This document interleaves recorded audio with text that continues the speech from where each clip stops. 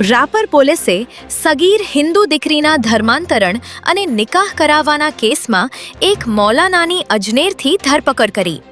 આપ જોઈ રહ્યા છો નવનિર્માણ અમદાવાદ ન્યૂઝ. એક નજર આજના મુખ્ય સમાચાર પર. રાપર પોલીસે સગીર હિન્દુ દીકરીના ધર્માંતરણ અને નિકાહ કરાવવાના કેસમાં એક મૌલાનાની રાજસ્થાનના અજમેરથી ધરપકડ કરી છે. આ સાથે જ પોલીસે ધર્માંતરણના એક મોટા નેટવર્કનો પર્દાફાશ કર્યો છે.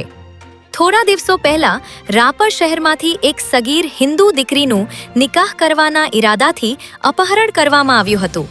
ત્યારે આ ઘટના બાદ પોલીસ અધિક્ષક સાગર બાગમાર અને નાયબ પોલીસ અધિક્ષક સાગર સાબડાની સૂચના હેઠળ રાપર પોલીસ સ્ટેશનના પીઆઈ આર.એલ. ખટાણાના માર્ગદર્શનમાં ટીમોએ કાર્યવાહી કરી હતી.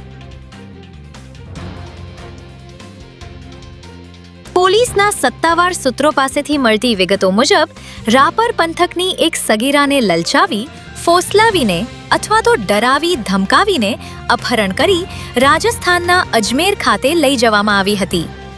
ત્યાં કોઈ પણ કાયદાકીય પ્રક્રિયા કે મંજૂરી વિના સગીરાનું બળજબરીપૂર્વક ધર્મ પરિવર્તન કરાવી તેના નિકાહ પઢાવી દેવાયા હતા.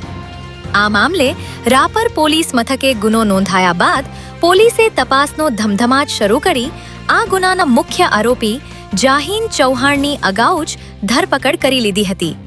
ત્યારે હવે પોલીસ દ્વારા નિકાહ પઢાવનાર અજમેર દરગાહના કાઝી મોહમ્મદ રમઝાનને દબોચી લેવામાં આવ્યો છે.